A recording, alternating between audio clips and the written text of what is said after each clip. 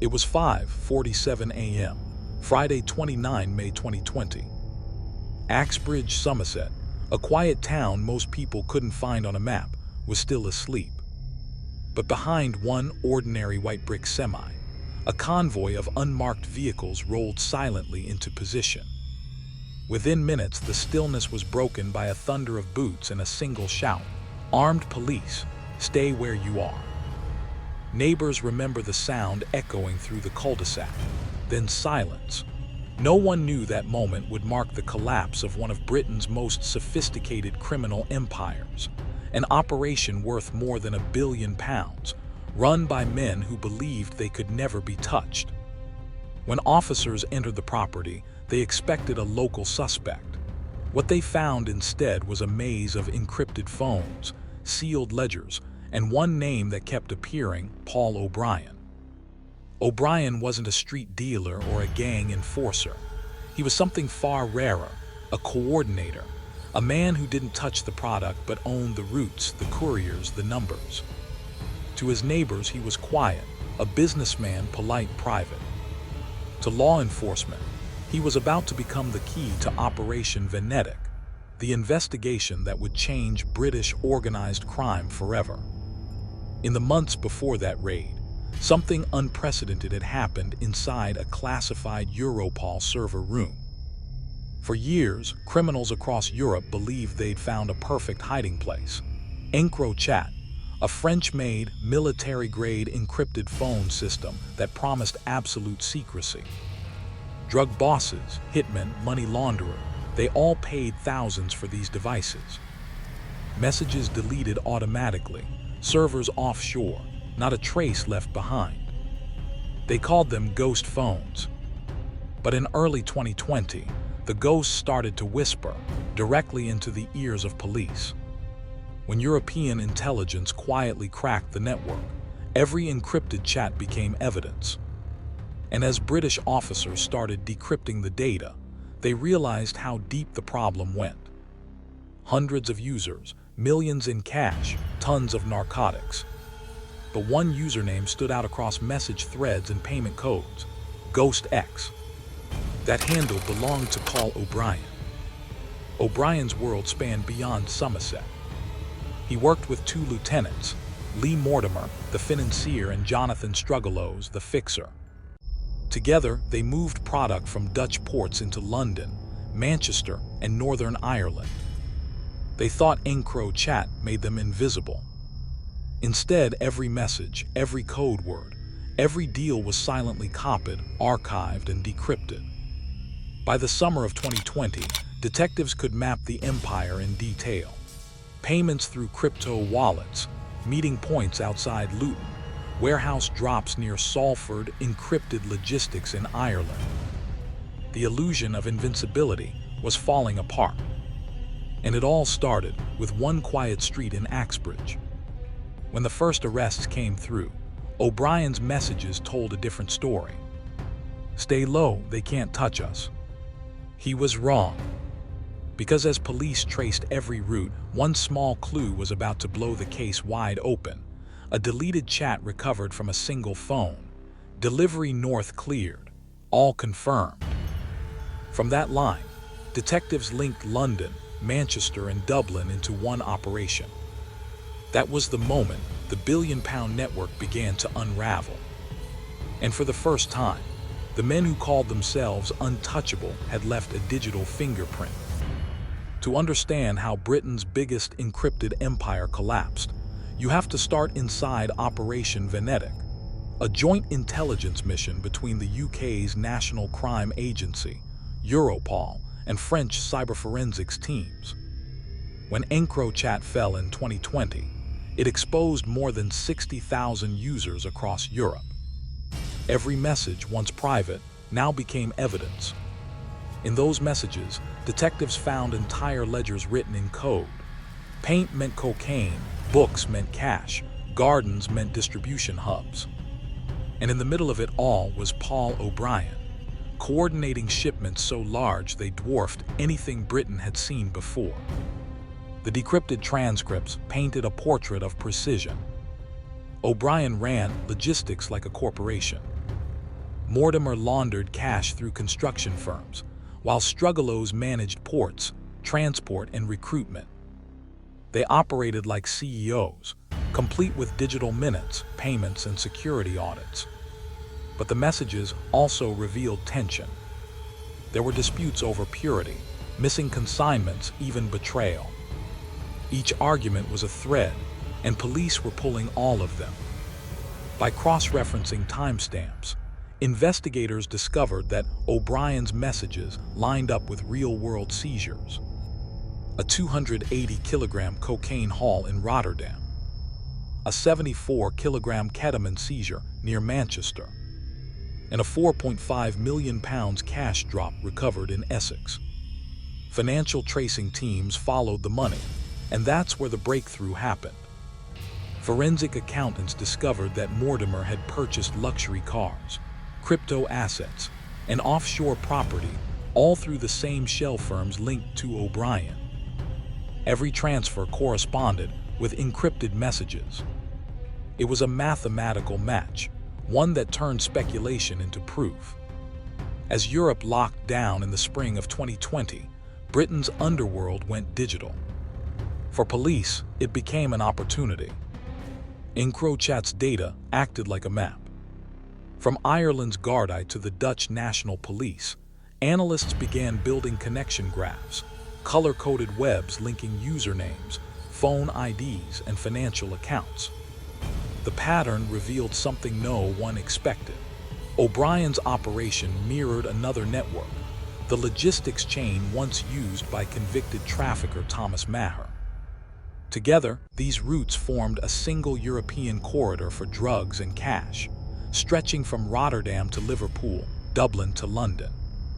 In May 2020, simultaneous raids across Britain brought that network to its knees. Officers stormed dozens of addresses. They uncovered false walls packed with currency, sealed ledgers hidden under floorboards, and rows of EncroChat devices smashed with hammers, too late. The data had already been saved. Courtrooms across the UK echoed with evidence.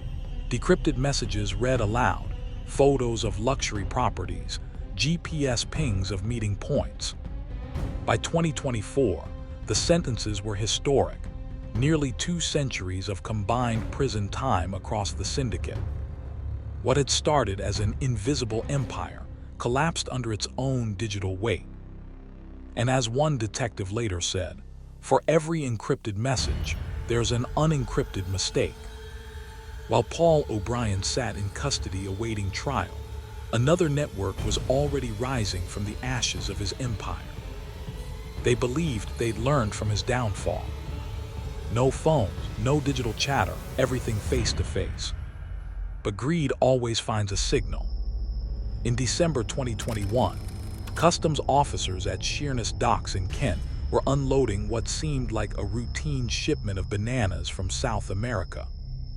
Everything appeared normal until a single crate weighed more than twice the others. When inspectors cracked it open, they found vacuum-sealed bricks of cocaine wrapped beneath layers of fruit. It was a discovery that would expose a second billion-pound conspiracy, one built on the ruins of Operation Venetic. Behind it stood Danny Smith, a logistics broker from Kent who had once worked for O'Brien's couriers. Smith saw opportunity in chaos. He formed a new network linking Kent to Manchester, using refrigerated lorries and legitimate import paperwork. Every shipment carried bananas, and buried beneath them, hundreds of kilograms of cocaine. To coordinate, Smith relied on old-school methods, handwritten notes, burner sims, and coded slang.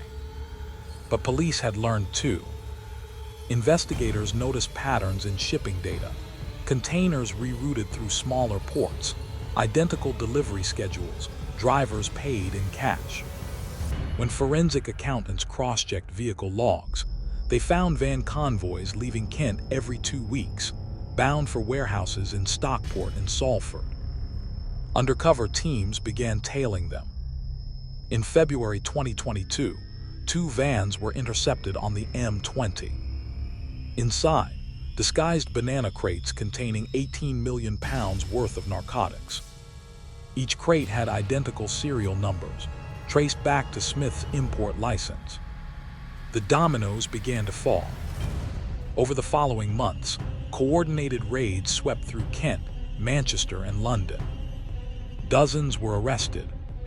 In hidden rooms, officers found coded ledgers, black market SIMs, and surveillance-grade trackers, the same technology O'Brien's empire once used. At Maidstone Crown Court in 2024, the evidence filled tables from wall to wall. Financial analysts presented spreadsheets linking hundreds of transactions. Photos from the Sheerness Dock operation were shown to the jury, crates of fruit stacked beside cocaine bundles. When the verdicts came in, the total was devastating. More than 90 years of prison time distributed among the network. For the National Crime Agency, this wasn't just another bust. It was confirmation that even when empires rebuild, they carry the same flaws: arrogance, greed, and the belief that the system can't see them. But the system was watching. And it wasn't done yet. July 26, 2023. Dawn over Sussex. On the A26 near Newhaven port, traffic was light, a few lorries heading towards the docks. What drivers didn't know was that one of those lorries was about to trigger one of Britain's most cinematic operations since Venetic began. At 5:12 a.m., marked units cut across the motorway. Armed teams moved in. In less than a minute, the lead vehicle was boxed in. Officers shattered the windows, pulled out the driver, and found what they'd been searching for: the final shipment. Inside, 632 kilograms of ketamine and 70 kilograms of cocaine, hidden within industrial packaging. Street value, more than 50 million pounds. But this wasn't luck. It was the end of a 2-year investigation connecting Belgium, Calais, and the UK, all traced through a series of forensic clues and human errors. Weeks earlier, French customs had intercepted a suspicious pallet in Calais. DNA swabs matched a British driver previously linked to Stephen Norris, a logistics manager in Sussex. Investigators discovered Norris had been working alongside Charlotte Moore, an accountant who handled shell companies for importers. Together, they built the last surviving branch of O'Brien's Venetic network. When detectives cross-checked phone tower data, the pair's movements aligned perfectly with previous smuggling routes. CCTV from a Belgian warehouse provided the missing piece, footage showing Norris loading identical pallets just days before the Calais seizure. With surveillance in place, police waited. When the convoy finally rolled through Newhaven that July morning, everything was ready. The takedown was fast, clean, and final. At Lewes Crown Court in June 2024, the evidence spoke for itself. Moore, Norris, and their associates were sentenced to lengthy prison terms. The NCA called it the symbolic close of a criminal era. Forensic experts described it as a perfect circle, the same methods born in EncroChat's shadow, ending under the same scrutiny. And as the judge delivered his closing statement, he said words that summed up 4 years of investigation. "You believed encryption made you invisible. You were wrong. Every secret system eventually leaves a trace." Between 2020 and 2024, Britain's fight against encrypted crime changed everything. From Paul O'Brien's billion-pound empire to the final Newhaven takedown, a single technological breakthrough exposed the underworld's greatest illusion: that secrecy meant safety. EncroChat's collapse didn't just bring arrests. It rewrote how digital evidence is used, how intelligence travels between nations, and how police now hunt invisible networks. Behind every coded message was a name, a location, a delivery, and eventually, a sentence. For the National Crime Agency, Operation Venetic became the most significant organized crime investigation in UK history. For the criminals, it became a warning. There are no ghosts, only trails waiting to be found. And for everyone watching, it's a reminder of how fragile power really is. One message, one mistake, one tip. That's all it takes to shatter a billion-pound empire. If you found this story gripping, make sure you subscribe and turn on notifications. Because next week, we uncover another forgotten case buried beneath Britain's digital underworld. This is Encrypted UK, where we reveal the hidden systems that built and broke the UK's most secret criminal empires. Until next time, stay curious, stay vigilant, and remember, even the strongest codes can be cracked.